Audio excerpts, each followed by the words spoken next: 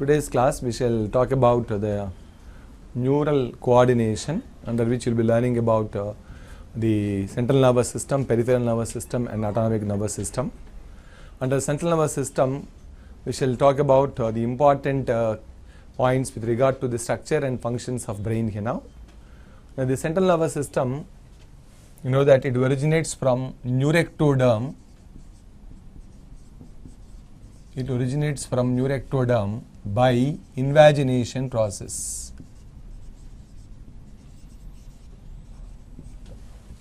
Originates from neuroectoderm by invagination process. The neural plate or medullary plate, which is formed by aggregation of ectodermal cells, it becomes thick and undergoes invagination to form neural tube. Becomes thick to form neural tube with neural folds. Neural tube with neural folds. This neural tube in turn transforms into primary cerebral vesicles.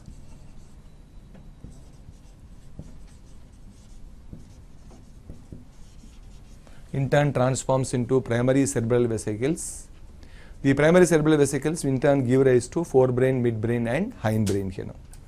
Forebrain or prosencephalon. Forebrain or prosencephalon. Forebrain. This in turn divides into anterior parencephalon, rhinencephalon,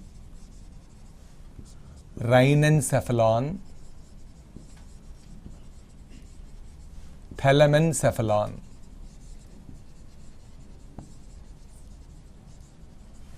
It differentiates into anterior rhinencephalon, the middle parencephalon and the posterior thalamencephalon, which later on differentiate to form, the parencephalon differentiates to form cerebral hemispheres or cerebrum. Rhinencephalon gives rise to olfactory lobes and thalamencephalon gives rise to diencephalon. Thalamencephalon gives rise to diencephalon here. Then you have midbrain, they are also called mesencephalon. The midbrain or mesencephalon consists of corpora quadrigemina,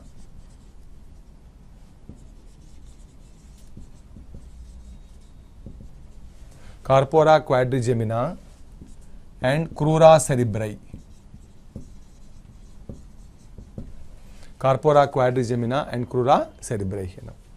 Then you have hindbrain here now, that is rhombencephalon. The rhombencephalon is also called hindbrain. It differentiates into anterior metencephalon, posterior myelencephalon. Anterior metencephalon, posterior myelencephalon. The metencephalon gives rise to pons and cerebellum. Pons varolii and cerebellum. Myelencephalon gives rise to medulla oblongata and spinal cord. So this is got to differentiation of the primary cerebral vesicles or forebrain, midbrain and hindbrain. The prosencephalon gives rise to parencephalon, rhinencephalon and thalamencephalon. The midbrain or mesencephalon consists of corpora quadrigemina and crura cerebri. The hindbrain or rhombencephalon gives rise to anterior metencephalon, posterior myelencephalon. The metencephalon in turn differentiates to form pons varolii and cerebellum. Myelencephalon differentiates to form medulla oblongata and spinal cord. The human being here now, the brain is covered by three meningeal layers. Suppose, assume that this is a brain here now. It is covered by three meningeal layers. This is the innermost meningeal layer that tightly ensheathes the brain. Innermost meningeal layer that tightly ensheathes the brain, which is called pia mater. Pia mater, which is highly vascularized. and lined by simple squamous epithelium. Lined by simple squamous epithelium. Highly vascularized, lined by simple squamous epithelium. Then above this it has another meningeal layer. This is the middle one, which is called arachnoid layer. Arachnoid layer. Arachnoid layer is made up of connective tissue, and on both sides it has simple squamous epithelium. Both on the inner side and outer side it is lined by simple squamous epithelium. Then above arachnoid layer it has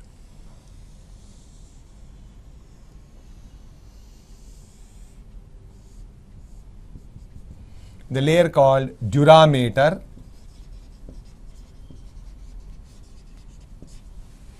Dura mater. Dura mater is made up of connective tissue here. Dura mater is made up of connective tissue. Then above dura mater you have a cranium here. This is the cranium that encloses brain.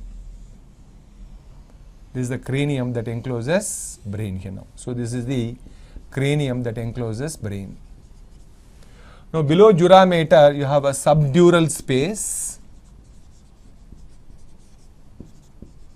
Below arachnoid layer there is a subarachnoid space.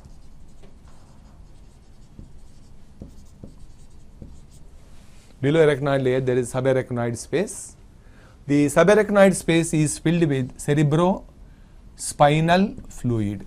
It is filled with cerebrospinal fluid, which protects the brain from external shocks and even nourishes the cells of brain here now. The subdural space is filled with watery fluid, doesn't contain cerebrospinal fluid here now. Like in mammals and human being, the brain is covered by three meningeal layers: outer dura mater, middle arachnoid layer, and inner pia mater, with subdural space and subarachnoid space. And subarachnoid space is filled with cerebrospinal fluid that nourishes the cells of brain and protects the brain from external shocks. The cerebral hemispheres now, when you take up the structure of the brain, important point which can be asked in AFMC, JIPMER, AAPMT, EAMCET and all that There are two cerebral hemispheres now, right lobe and left lobe. Both of them are put together called cerebrum, and both the cerebral hemispheres are separated from each other by a median longitudinal fissure.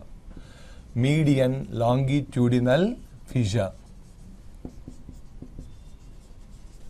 Both of them are separated from each other by a median longitudinal fissure. However, internally both of them are connected to each other, or they coordinated with each other by means of a bundle of myelinated nerve fibers called corpus callosum. Bundle of myelinated nerve fibers called corpus callosum. The corpus callosum coordinates the functions of two cerebral hemispheres now. The corpus callosum has anterior structure called genu, posterior structure called splenium. The splenium is in turn connected to fornix. It has anterior called genu, posterior part called splenium. Splenium is in turn connected to the cerebral hemispheres by a structure called fornix. Then the cerebral hemispheres now, it has got two ventricles internally. The ventricles of cerebral hemispheres are called paraceles or lateral ventricles or first and second ventricles. They are called paraceles or lateral ventricles or first and second ventricles. The ventricles are filled with cerebrospinal fluid. Now the cerebral hemispheres, the roof of cerebral hemispheres is called cerebral cortex. Then inner part is called cerebral medulla. Inner part is called cerebral medulla. The cerebral cortex is made up of grey matter which has cytons, dendrites and axon hillox. Cytons, dendrites and axon hillox which do not have myelin sheath. Cerebral medulla is made up of white matter which is made up of myelinated axons. Then in the cerebral cortex region is also called neopallium. It is also called neopallium, and this neopallium has several gyri, sulci and fissures. The ridges called gyri, the shallow grooves called sulci and the deep grooves called fissures. Each cerebral hemispheres has frontal lobe, parietal lobe, temporal lobe and occipital lobe. It has anterior frontal lobe, behind frontal lobe there is a parietal lobe, and at the hind end of cerebrum there is an occipital lobe, and laterally there is a temporal lobe. Then the fissure that lies between frontal and parietal lobe is called central sulcus. The fissure that lies between frontal lobe and parietal lobe is called central sulcus, and the fissure that lies between frontal, parietal and temporal lobes, frontal, parietal and temporal lobes is called lateral sulcus. Between frontal, parietal and temporal lobes, it is called lateral sulcus. Embedded deep within the lateral sulcus, there is another structure called insula. Another structure called insula lies embedded deep within the lateral sulcus. Then between frontal, parietal and occipital lobe, frontal, parietal and occipital lobe, there is a parieto-occipital sulcus. Parieto-occipital sulcus. Between frontal, parietal and occipital lobe, that is, frontal and parietal lobes are separated from the occipital lobe by a parieto-occipital sulcus. Then the sensory areas of each lobe here now. The frontal lobe contains number one, motor area. Motor area is concerned with voluntary activities of the body. It controls all voluntary activities of the body here now. Then next there is another area called premotor area. Premotor area controls involuntary activities of the body. Involuntary activities of the body here now. And there is another area called association area. Association area is concerned with learning, thinking ability, memory, okay, skilled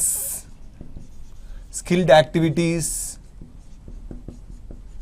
learning ability, thinking ability, then memory, then skilled activities, all of them are under control of association area. Then there is another one called Broca's area.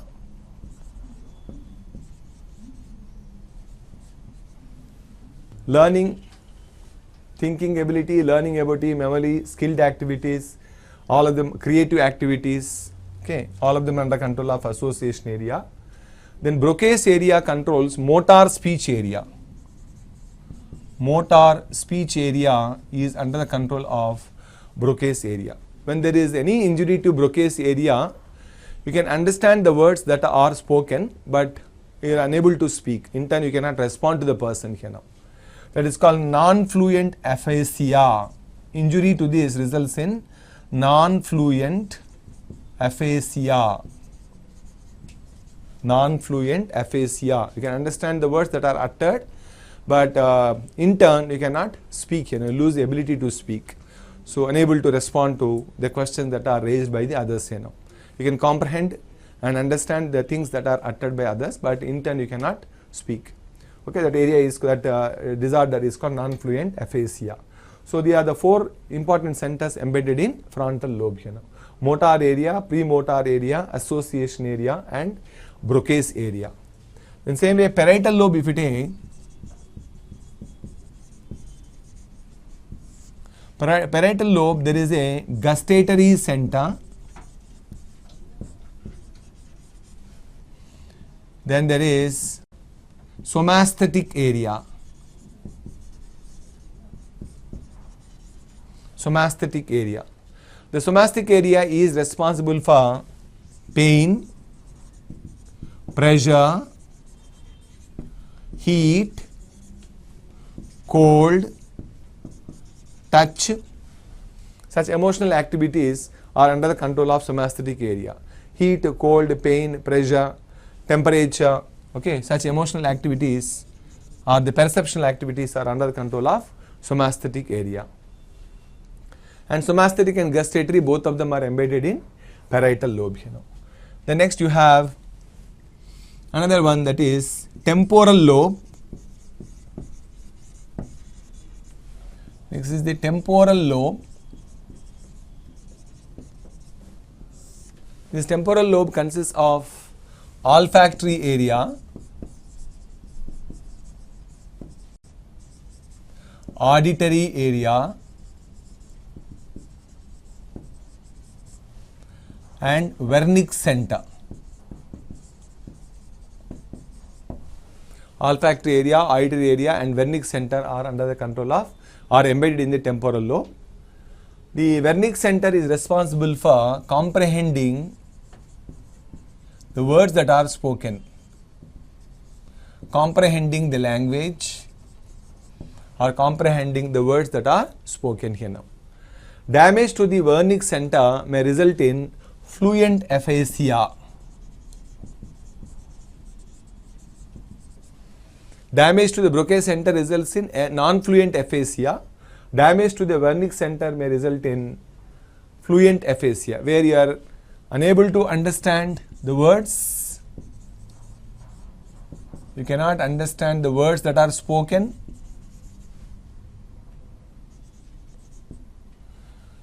Okay, cannot understand the words that are spoken. At the same time, you speak incoherent always. The speech is incoherent.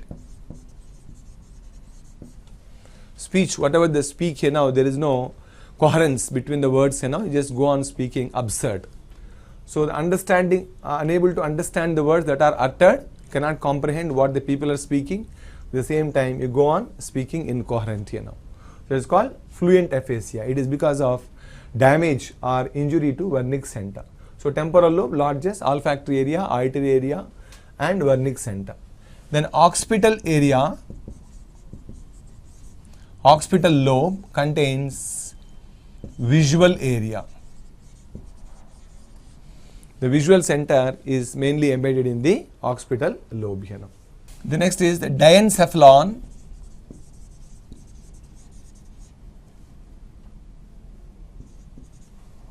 Which is also called thalamencephalon. Thalamencephalon. The diencephalon, the roof of diencephalon is called epithalamus. The floor of diencephalon is called hypothalamus. The lateral walls are called thalami. The lateral walls are called thalami. The thalami help in conveying the impulses from the brain stem, then spinal cord to the cerebrum here now. They act as relaying centers between cerebrum and rest of the brain here now. Okay. Then the epithalamus fuses with pyomeata. The innermost meningeal layer is pyomeata. So it fuses with pyomeata to form a structure called tila-choroidea. The tila-choroidea extends into the ventricle of diencephalon in the form of anterior choroid plexus. Anterior choroid plexus extends into the diencephalon in the form of anterior choroid plexus. Then the epithalamus also bears a dumbbell-like structure called pineal or epiphysis. Pineal or epiphysis, which is functional only till the age of 8 or 9 in human being. Later on it becomes vestigial. It has got a pineal stalk and a pineal gland here now. Pineal gland and pineal stalk are put together called pineal body or epiphysis. Then the ventricle of diencephalon is called diaceal or third ventricle. Ventricle of diencephalon is called diaceal or third ventricle. The paraceals open into diaceal through foramen of Monro. The two paraceals open into diaceal through an aperture called foramen of Monro, which is also called interventricular foramina. Then the diencephalon, the hypothalamus has a finger-like outgrowth and a pituitary gland. This finger-like outgrowth is called infundibulum.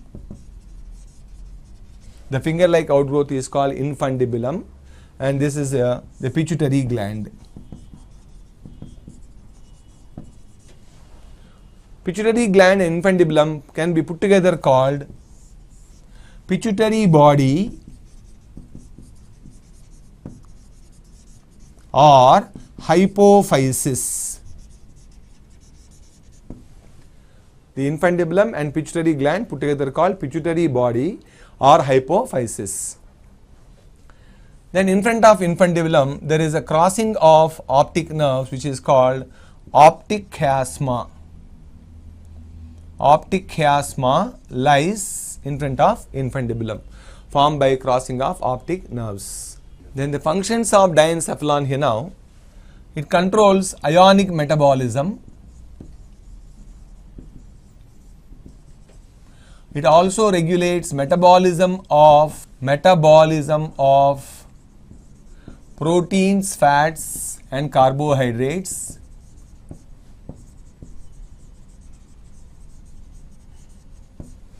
Regulates metabolism of proteins, fats and carbohydrates. Then it has a feeding center and satiety center. Feeding center that initiates urge for eating, that whenever it is activated the person feels hungry, and hunger gets suppressed because of activity of satiety center.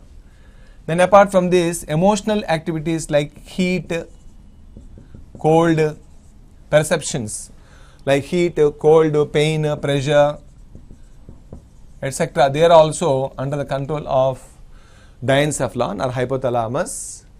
Then apart from this, it also controls functioning of endocrine glands.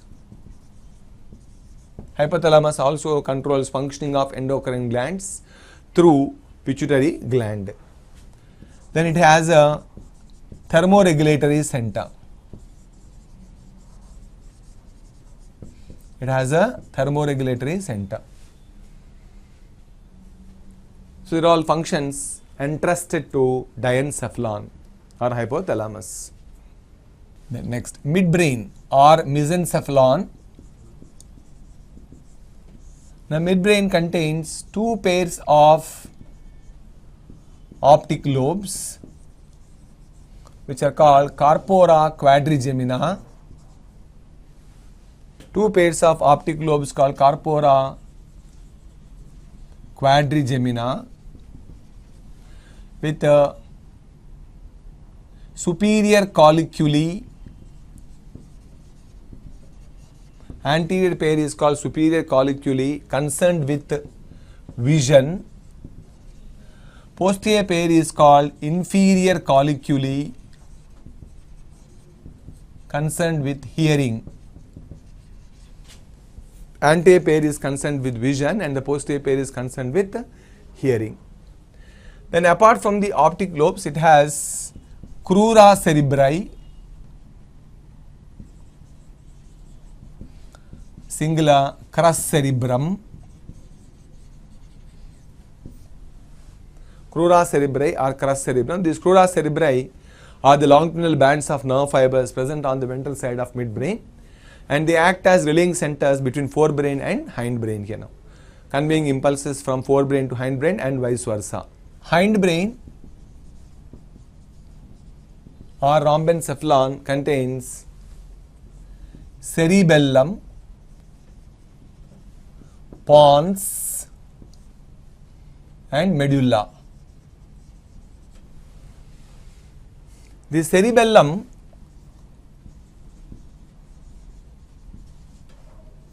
lies below cerebrum, cerebrum. The largest brain is the cerebrum and the second largest is cerebellum. That's why it is also called the second largest brain or little brain here now. Cerebellum has two cerebellar hemispheres. These are cerebellar hemispheres with a central lobe called vermis. The centrally situated lobe is called vermis, and the two cerebellar hemispheres are separated from each other by centrally situated vermis. Each cerebellar hemisphere has anterior lobe, posterior lobe and floccular lobe. It has anterior lobe, posterior lobe and floccular lobe here now. Then cerebellum has, as you find in cerebrum, even cerebellum also, there is outer grey matter and inner white matter. The white matter of cerebellum ramifies through grey matter in the form of a highly branched structure called arbor vitae. The white matter that is hidden inside, below within the cerebellum, that branches out or ramifies through grey matter in the form of a highly branched structure called arbor vitae. Cerebellum controls the voluntary muscular movements, voluntary muscular activities. Apart from this, it also maintains equilibrium of the body. Equilibrium of the body. Hence, it is also called gyroscope of the human body. It is referred to as gyroscope of human body. Corresponds to the gyroscope of the human body here now. Then pons. Pons lies in front of cerebellum, below midbrain and above medulla oblongata. It lies in front of cerebellum, below midbrain and above medulla. Pons varolii, they are the two nerve bands, they help in connecting the cerebellar hemispheres. Then pons mainly encloses pneumotoxic center. Pneumotoxic center that helps in detecting the high concentration of H plus ions and high concentration of CO2 during respiration.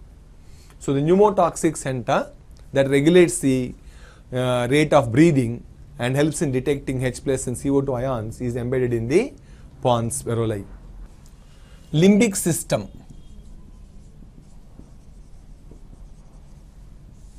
Limbic system, there are special nuclei present in the central nervous system embedded in the deeper part of diencephalon, cerebral hemispheres. There are masses of certain grey matter embedded deep in the diencephalon and cerebral hemispheres, and they are present even in the midbrain also. And they are amygdala,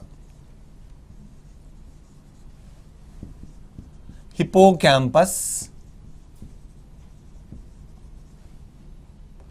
cingulate gyrus,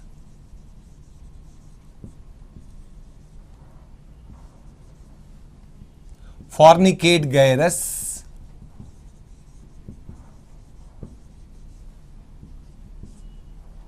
and archaeocortex. All these are the masses of the grey matter embedded deep in cerebral hemispheres, the floor of diencephalon and midbrain. All of them are put together called limbic system, and they are responsible for emotional activity, sexual behavior, responsible for sexual behavior and such an emotional activities. Emotional activities like excitement, pleasure, so on and so forth here. So all of them control sexual behavior and emotional activities. All put together called limbic system, okay, embedded in diencephalon, cerebral hemispheres and midbrain, you know. Then the medulla oblongata, the most vital part of the brain, the medulla oblongata, it has a ventricle called myelocele or fourth ventricle. The diacele or third ventricle opens into myelocele. Diacele or third ventricle opens into myelocele through an aperture called, through a narrow duct called iter or aqueduct of Sylvius. Aqueduct of Sylvius, or which is also called cerebral aqueduct. The diacele opens into myelocele through a narrow duct called iter or aqueduct of Sylvius or cerebral aqueduct. Then in the roof of the myelocele there is a posterior choroid plexus. Posterior choroid plexus. The anterior choroid plexus lies within the diacele and posterior choroid plexus lies within the myelocele. The cerebrospinal fluid that is discharged into the myelocele oozes out through certain apertures called foramina of Luschka and foramen of Magendie. Foramen of Luschka and foramen of Magendie, they are perforations present in the upper part of the medulla oblongata, that is roof of myelocele. Through these apertures the cerebrospinal fluid oozes out and thereby gets filled in the subarachnoid space. So there is a continuous circulation of cerebrospinal fluid from meningeal cavities to the ventricles of the brain here now. All vital involuntary functions are under the control of medulla oblongata, like respiration, blood circulation,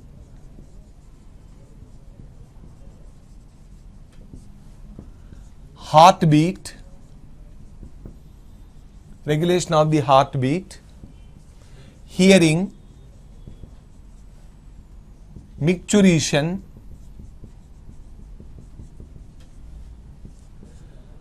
peristalsis, digestion and secretion of digestive juices,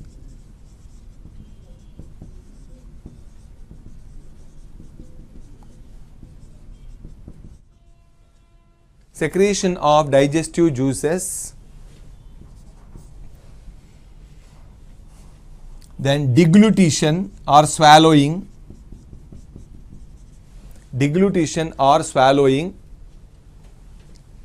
then certain reflexes like sneeze, cough, yawning, hiccups are also under the control of medulla oblongata. So respiration, blood circulation, heartbeat, hearing, urination or micturition, peristalsis, digestion, secretion of digestive juices, deglutition or swallowing, sneeze, cough, yawning, hiccups, they are all under the control of medulla oblongata. There are certain masses of grey matter embedded in cerebral hemispheres, diencephalon and midbrain, which are called basal ganglia or basal nuclei. They are the clusters of grey matter. Some are embedded in cerebral hemispheres and some of them are in diencephalon and some of them are midbrain here now. Like you have a structure called caudate nucleus, another structure called putamen, then there is another one called globus pallidus. All these three of them are put together called corpus striatum or corpora striata. The ventrolateral thickenings of cerebral hemispheres are called corpora striata. So these corpora striata have the masses of grey matter called caudate nucleus, putamen and globus pallidus. Apart from this, there is a cluster called subthalamic nucleus. It is embedded in diencephalon. There is another one called substantia nigra embedded in midbrain. They are all mainly responsible for voluntary movements of the body. They invariably produce a neurotransmitter called dopamine.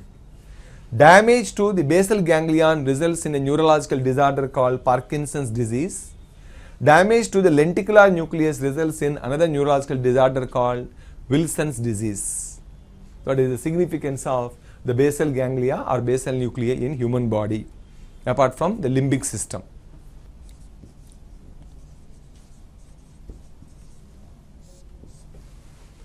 The medulla oblongata, which is a part of rhombencephalon, it comes out of cranium in the form of spinal cord. It emerges out through foramen magnum of cranium in the form of spinal cord. In the form of spinal cord. The spinal cord is perfectly bilaterally symmetrical structure. It is tapered towards the posterior end. It extends up to second lumbar vertebra. Second lumbar vertebra. At second lumbar vertebra region, the spinal cord is slightly bulbous like this, At second lumbar vertebra region, it is slightly bulbous or it is slightly bulged to form a structure called conus medullaris. To form a structure called conus medullaris. Beyond this conus medullaris, it does not contain any nerve tissue. The non-nerve tissue that extends beyond conus medullaris, the non-nervous part of spinal cord that extends beyond conus medullaris is called filum terminale.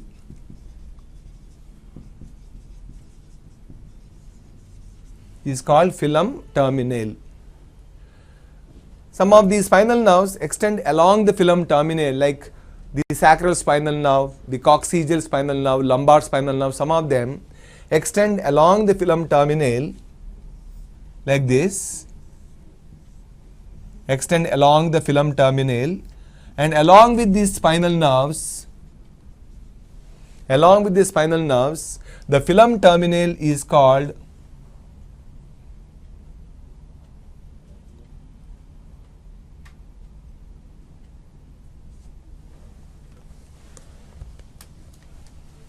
along with the spinal nerves now, the filum terminale is called cauda equina.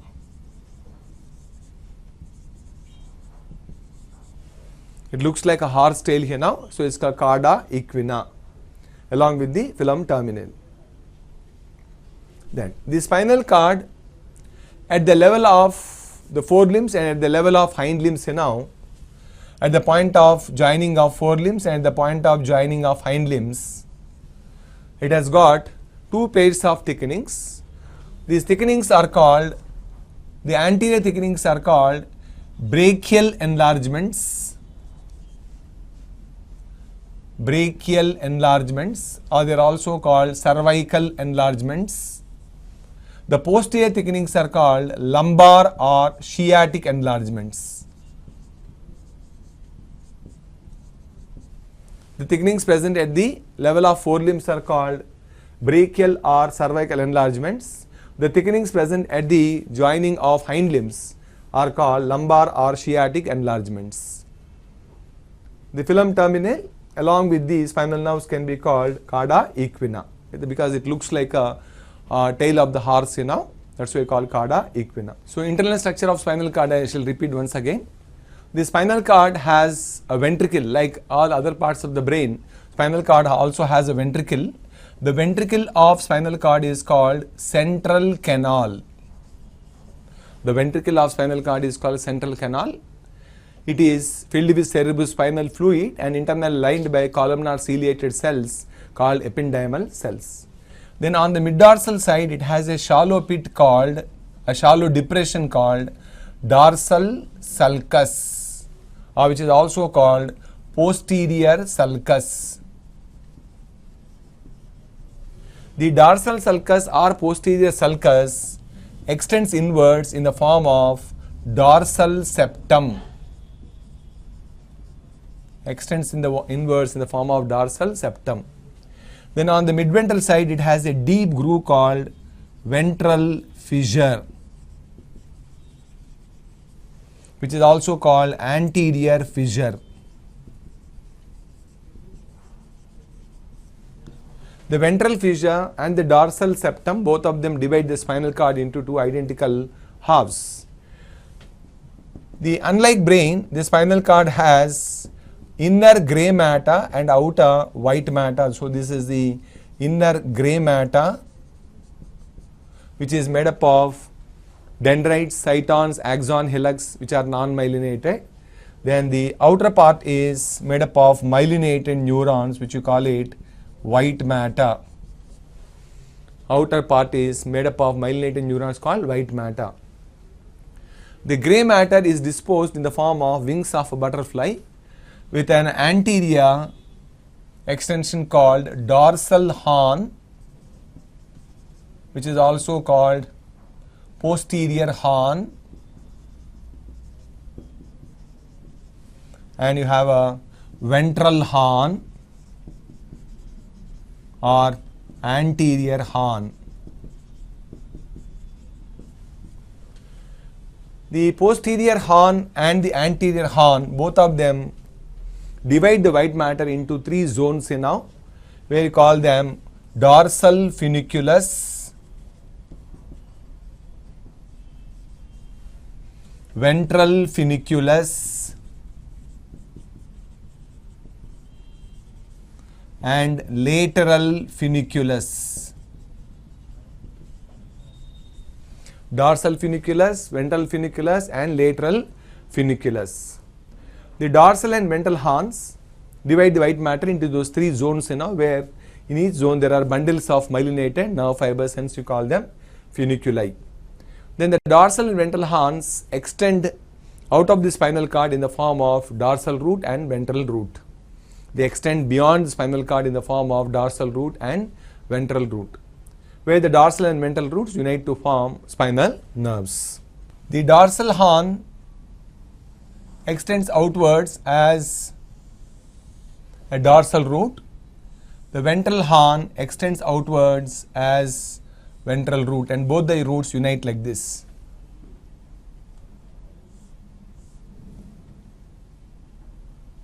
So you have a ventral root here. This is ventral root. Ventral root, which is also called anterior root. And this is dorsal root, which is also called posterior root. The dorsal and ventral roots, both of them unite to form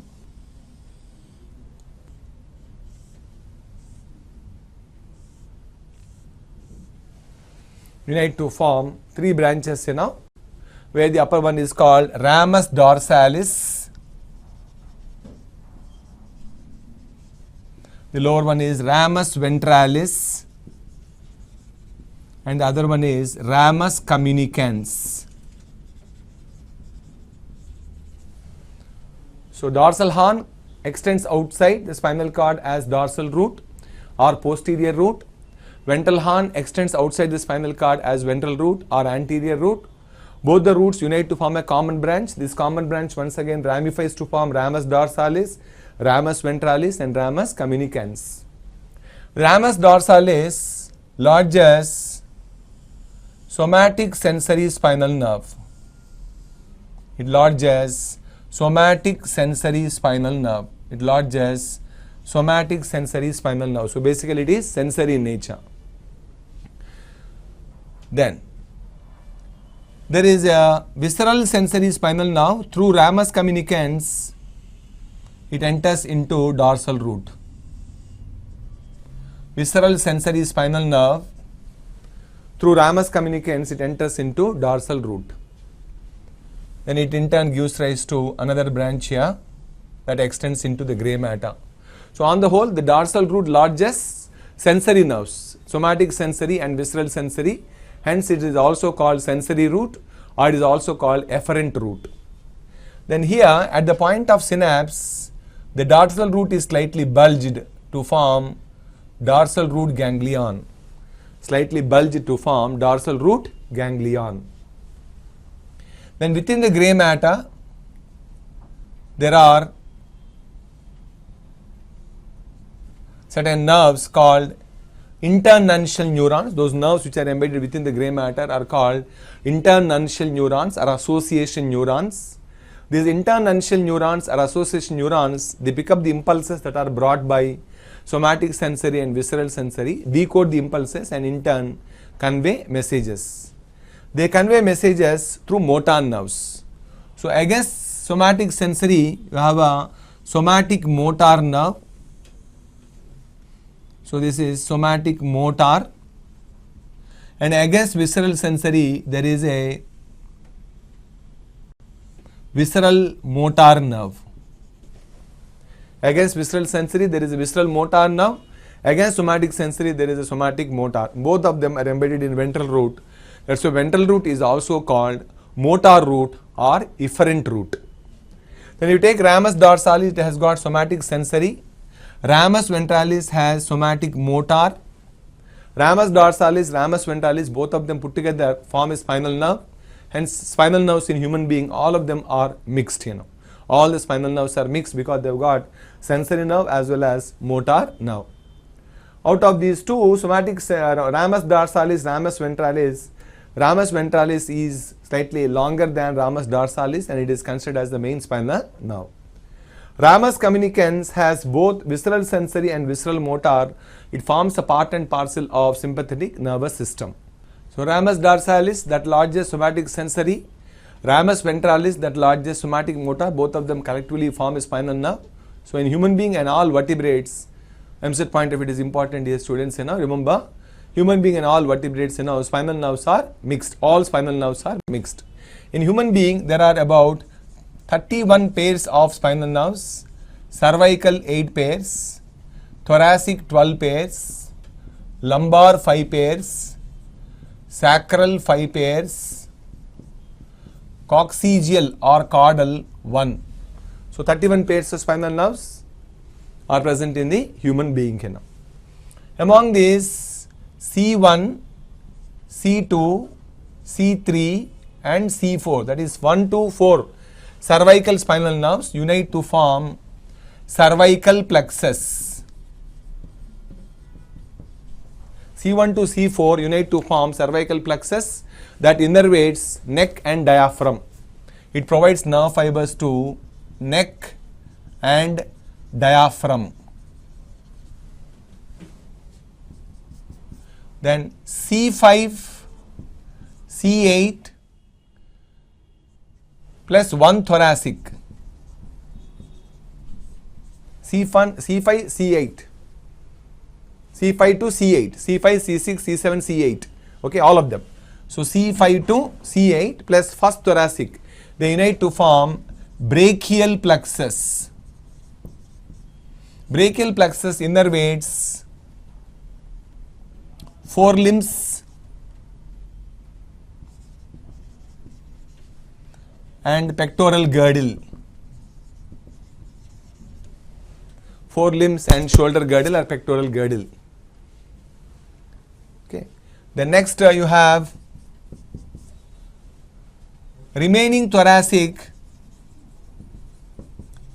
spinal nerves innervate intercostal muscles. Remaining spinal nerves, the thoracic spine, that is second to 12th thoracic spinal nerves, innervate, intercostal, they don't form any plexus, they provide nerve fibers to intercostal muscles. Then next you have L1 to L4 spinal nerves unite to form lumbar plexus. L1 to L4 spinal nerves unite to form lumbar plexus. Lumbar plexus provides nerve fibers to hind limbs. Lumbar plexus provides nerve fibers to hind limbs. The next you have L5, L4 and L5 branches unite with S1 to S4 spinal nerves to form sacral plexus. Branches of L4 and L5 unite with S1, S2, S3, S4 spinal nerves to form sacral plexus that provides nerve fibers to the pelvis region. Pelvis region provides nerve fibers to pelvis region. Then you have next one S4, S5 and coccygeal. All of them unite to form coccygeal plexus. All of them unite to form coccygeal plexus that provides nerve fibers to the skin of pelvis region. Skin of pelvis region. So C1 to first cervical to fourth cervical, they give rise to cervical plexus that provides nerve fibers to neck and diaphragm. Fifth to eighth cervical plus one thoracic unite to form brachial plexus. Brachial plexus provides nerve fibers to forelimbs and pectoral girdle. Remaining thoracic spinal nerves provide nerve fibers to intercostal muscles of ribs. L1, L2, L3, L4, all of them unite to form lumbar plexus that provides nerve fibers to hind limbs. Branch of L4, branch of L5 and S1 to S4, all of them unite to form sacral plexus that provides nerve fibers to the pelvic region, that is pelvic girdle, the hip region. Then branches of S4, S5 and coccygeal unite to form coccygeal plexus that provides nerve fibers to the skin of pelvis. Like this, among the 31 pairs of spinal nerves, so these compound structures called plexuses are formed by the union of certain spinal nerves. The damage to the brachial plexus results in wrist drop, sprain in the wrist region, which is called wrist drop here now. The damage to the sacral plexus, lumbar plexus, damage to the lumbar plexus may result in foot drop, sprain in the ankle region.